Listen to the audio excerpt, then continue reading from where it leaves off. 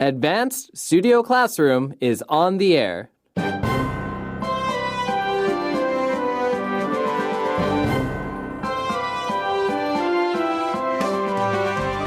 It's time to think about how to get yourself motivated.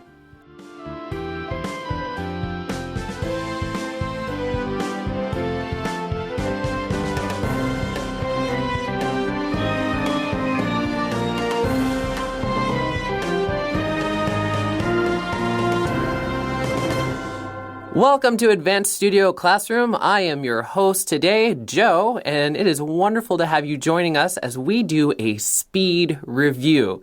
I feel like it's been a little while since we've done these kinds of reviews, but I always really like them. It's a 2-day article where we dig into an interesting book that we think will be really helpful for you. And today we're going to be talking about, or actually over the next 2 days, we'll be talking about motivation. Now, before I get into the topic, I want to introduce my guests, my fellow teachers today, and these are two people who are both studio classroom writers as well as major figures on our beginner program, Let's Talk. And I'd like to first introduce Jack. Welcome to the program. Hey, thanks, Joe. Good to be back with you all today. I do always love participating in the radio and discussing these interesting topics with you. It's very good to have you. And Jack is also one of our advanced voices. Yes, I'm beginning to start to read some of the advanced articles. You may hear my voice there. It's always a lot of fun. That's good. So good to have that wonderful, crisp voice of yours. And another wonderful teacher that we have, she also is a writer and an actress. She plays a very famous detective named Laura Kopp on our Let's Talk program, which is quite fun to play. We have Manya. Hi, Joe. Thank you for having me here. I'm really excited to talk about motivation today. Yes, and actually, Manya is quite the motivator in our office. She's always very encouraging. Okay. Well, I think you're encouraging. Oh, thank you. I'll second that. Speaking of motivation, I wanted to start our program by asking our teachers, what motivates you? Like, how do you get motivated? If you're experiencing what we always refer to as the Monday blues, or you're just kind of having a down day, what do you do to get yourself kind of pepped back up, motivated? Okay, so for me, if it's just like you're saying, getting started working small things, then it's music. I usually have some kind of feel like I really want to listen to some kind of music, and once I get that playing, then that'll really get me going. Oh, nice. Do you have any recommendations for our listeners for motivational music? Ooh, well, I tend to like upbeat music, obviously, so if it could be anything from some like lively classical music to some kind of upbeat jazz or classic rock or something like that. Sometimes, though, I do like to put on like a nice kind of what we would say ambient or ambient music, which is like a more relaxed, soothing kind of music. So, yeah, it depends on what your mood is. Oh, very nice. Well, how about you, Manya? Well, I suppose what motivates me is knowing that I can decide if I have a good day or not. I mean, you can't control everything that happens in life, but you can really choose how you respond to that. Oh. And so that is quite empowering, actually, to know that, hey, I can choose to respond any way I like, no matter what the circumstance may be. Whoa. That's a pretty deep answer. That's what I was going to say. That's a very deep answer. We all have a choice that we make every morning, I guess. Yes. Yeah. Oh, wow. In the morning, I love to listen to music as well, or a really inspiring podcast. Yes, I know you have that podcast habit. I have picked up that podcast habit from you. Oh, really? Oh, yes. Now I listen to something that really gets me going in the morning, some good conversation. It might be a sermon or a Chinese lesson, something like that. Well, today we're going to be talking about, it's our first day of doing the motivation myth. Is motivation really what you need? And this is a very fascinating article, a good review of the book, The Motivation Myth, and we're going to have our first reading now.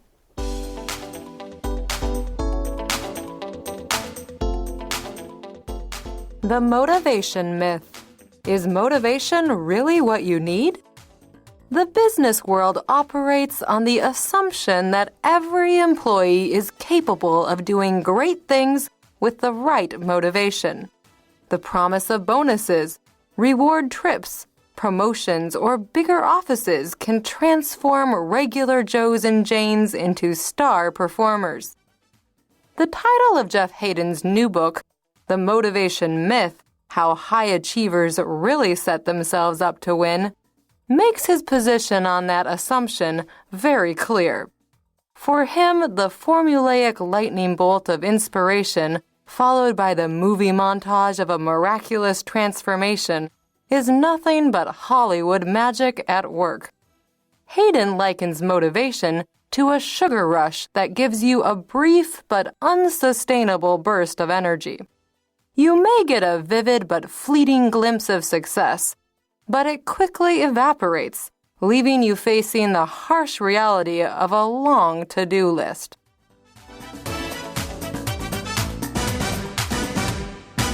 Now, if there's one place that people often need motivation, it's work. And apparently the business world has a certain kind of assumption that it has. Yes, it operates, it says, on the assumption that every employee is capable of doing great things as long as they have the right motivation. Oh, and I like this phrasing that it operates on the assumption, meaning it has this key idea that it uses to say this is how things work. That's the assumption that they have. And so how do we, Manya, how do we get people motivated in the business world usually? Well, according to the article, they say the promise of bonuses, reward trips, promotions, or bigger offices can transform regular Joes and Janes into star performers. I, as a Joe, I am terribly offended at this idea of a regular Joe. You're not a regular Joe. You're you. not. You're really not. You're a Joseph. Although this is really interesting, there are certain names we have in English that are sort of like the everyman or every woman name. That's very true. Like when we use just like an example person that means kind of like what we say every man or any person, we often use a name like Joe or John, and for women it's often Jane. Mm-hmm. Yeah.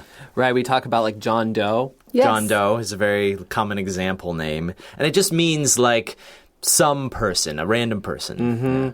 Right. Actually, it's really funny. In the United States, you know, we'll have someone say, oh, he's not your average Joe. Have you heard this before? Yes, Yes, absolutely. yes. Very common phrase. Terrible. But actually, in my hometown, there's a restaurant called Not Your Average Joe's. Oh, okay. And it has amazing food. So That's kind of clever. I like it. Right. Every time I go back to the States now, I visit and I just feel really good about myself. I'm like, I'm not an average That's Joe. right. Now, we're getting into a book, obviously, for the speed review, and this is by Jeff Hayden. What is that title, Manya? It's called The Motivation Myth, How High Achievers Really Set Themselves Up to Win. I like this, how they really set it up. And I feel like in our reading, we emphasize that word really. Why is that? Because the idea is that maybe we have one idea of how high achievers win, but that's actually the wrong idea, and he's going to tell us what is the real way. It's the actual way that they set themselves up to win. Not the way that we think, but it's a different way. I think that's a really good way to put it. You know, it's sort of like, no, but how did you really do it? Yeah. Right. Yeah. So someone tells you how they do something, and you think, oh, that can't be right. That's not how that works. And I think it's true. We have a lot of myths about how we think motivation really works. And so apparently Jeff Hayden, he makes his position on this assumption very clear. What does he think, Manya? Well, he says that the formulaic lightning bolt of inspiration, which that's a really tough thing to understand, right? I had to read it a few times. Right, the formulaic lightning bolt. I'm still not quite sure what that's going at. Well, I think when he says formulaic, he's saying a fixed idea. There's this idea that you will be struck by a brilliant idea, by inspiration. And then it's followed by this movie montage. And a montage is pieces, it's like in a movie when you see different clips from the film of the character doing something, and then there's just music, and it's really like... It's intense, It's right? intense, and it's kind of like a time lapse, like they're doing something. And then there's a miraculous transformation. And he says, but that's nothing but Hollywood magic. At work, right? Yeah. This is actually, for me, I think one of the harder sentences in this article because there's kind of a lot of culture knowledge in it. Yeah, so I think you're right, Joe. I think maybe I like how he references Hollywood because I actually, when I read this sentence, I kind of think of like scenes from a movie. You can kind of think of a person, we would also say, having an aha moment. The aha moment. Where it's like they're sitting at their desk and then they have a moment, aha, I've got it. And they have the great idea. And then we see just like a sped up version of the next few months and they're driving a nice car around the coastline, going on a vacation, and they've achieved all their success. So that's kind of the idea he's saying is like you have a moment of inspiration and then it's all perfectly great from there. You got everything you wanted. Yeah, so that's the myth he's saying. That's only in Hollywood. Right, and we often do refer to how Hollywood kind of portrays things as that Hollywood magic where that's not reality. And I often, when I think of montages, you might have heard of a movie called Rocky, where he's a boxer. That's one of the most famous examples of what they call a training montage. Exactly. Which is, you see the person punching a punching bag, running up steps, and it's all happening, like Manya said, really, really fast. Yeah, yeah. Right. Now, here's the thing. Hayden likens this kind of motivation to a sugar rush, Jack. What's going on with that? Yeah, so sugar rush is when you eat something that's got a lot of sugar in it. It's a little bit too sweet, and boy, it gives you a jolt of energy or a lot of energy right away. And so we call it a rush. It's like you have a sudden rush of energy. Now, Manya, apparently this sugar rush of energy isn't quite that helpful. No, because it's unsustainable. So that means you can't really control it. It's just leaking everywhere. It's true. It's unsustainable. I often think about, a lot of times I'll get really motivated and then I run out of gas. And that's kind of a common way to say that, like I'm out of gas. Yeah. Just not my car. Me. I'm personally out of gas. That's right. You felt like you had enough go power to achieve your goal before, but then suddenly, you lost your gas was your motivation and you lost your motivation. Right. And when it comes to this sort of idea of this unsustainable burst of energy, it gets mentioned, you may get a vivid but fleeting glimpse of success, but apparently, Manya, that doesn't last very long. Nope. It quickly evaporates. It just ends, and then it leaves you facing a harsh reality of a long to-do list. This is really rough, right? Yeah. Have you ever faced something like this before? I'm trying to think of an example. I'm sure I have, but one doesn't really come to mind right now. Oh, I think of all the times I've been like, this is it. I'm going to study Wen Yan Wen. I'm going to do classical Chinese. It's going to happen. And the first day I feel super motivated. I'm like, I'm going to read all the classics. Yeah. Day 2, motivation's gone. And I just have this long to-do list. Yes, absolutely. For me, it was the moment like starting grad school and, the idea of, oh, yes, I'm going to have a master's degree. That was the fleeting image. And finally, but then after that faded away, I'm left with, okay, this is the list of classes that I need to get through in the next 2 to 3 years. Oh, my goodness. Right. And so that fleeting glimpse is just a short look and then, gone. Yeah. Now, so apparently, motivation is not the spark that we actually need. And so we're going to find out a little bit more about that in our next reading.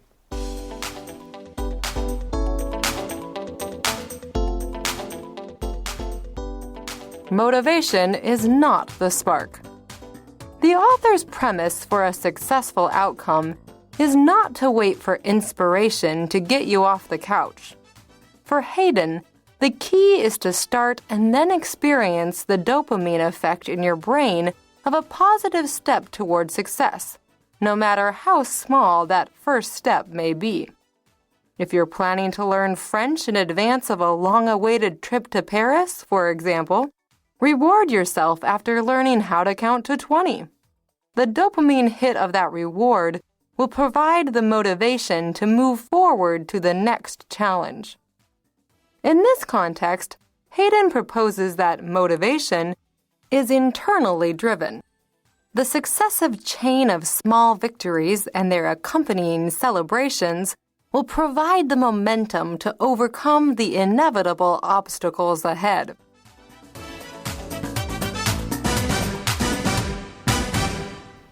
So many of us are just waiting for that spark, that motivation, the inspiration to get off the couch and make the change.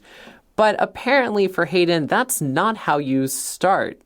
You don't wait for inspiration. You just get started and then you experience something.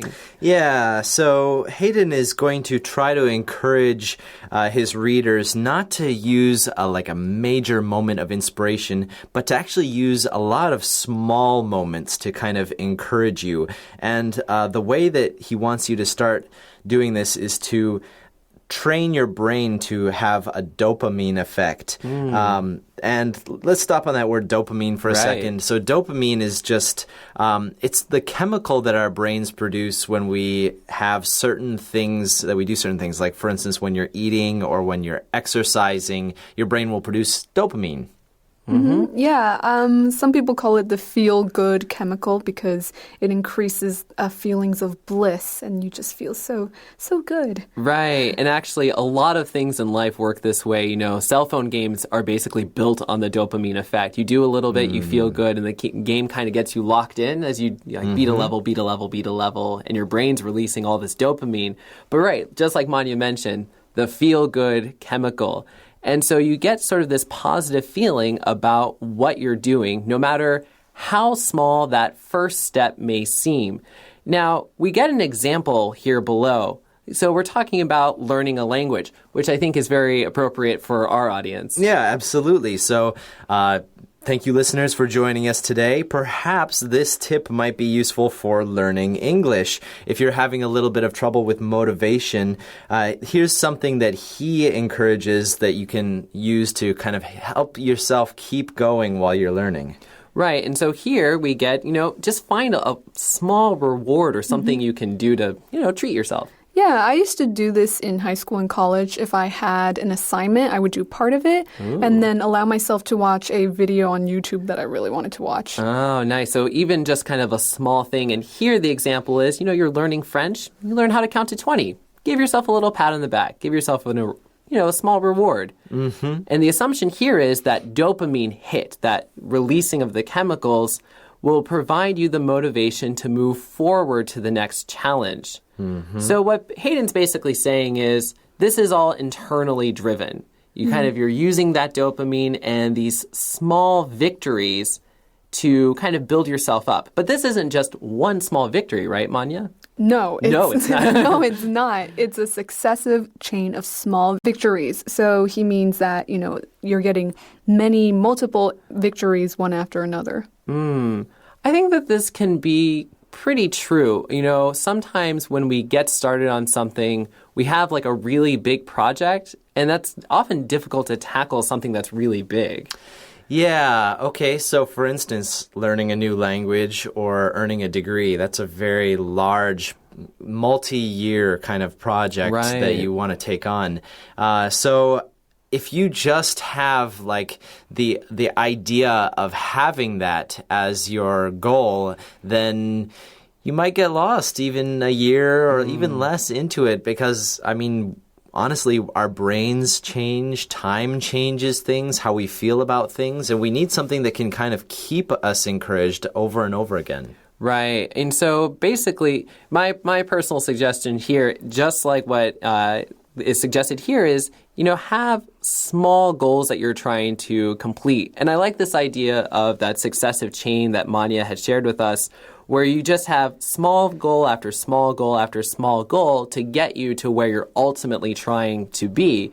Because, of course, if you say my goal is to master English, well, you're never going to actually feel like you've accomplished it. No, it really takes a lot of time. And going back to the previous paragraph reading, I should say, you'll burn out if you just go too fast. Right. Eventually, you're going to get tired. And that's the thing here. There are always going to be obstacles. And here it's mentioned to be an inevitable obstacle, something that will happen. And I think that's so true. We're working on a goal. You're working on a project. Eventually, you are going to hit a wall and need something to get over that. And here the suggestion is some small victories. Now, with these small victories, there's another tip about how to give yourself the motivation you need, and we're going to be talking about that in our next reading.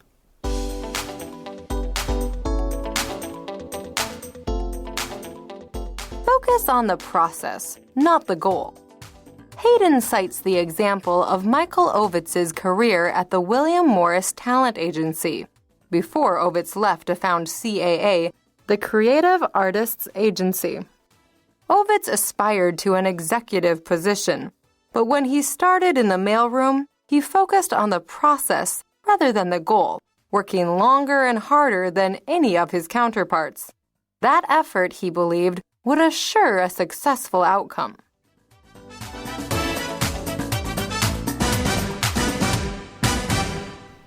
Jack, I have a question for you.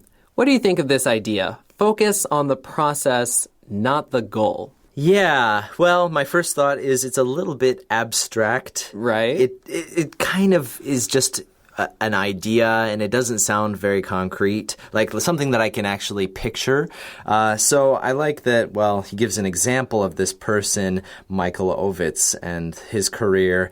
And I have to say, I love this story because it's this man dreamed to be an executive level person. But he started that dream at a very low level job, basically. Yeah. Right.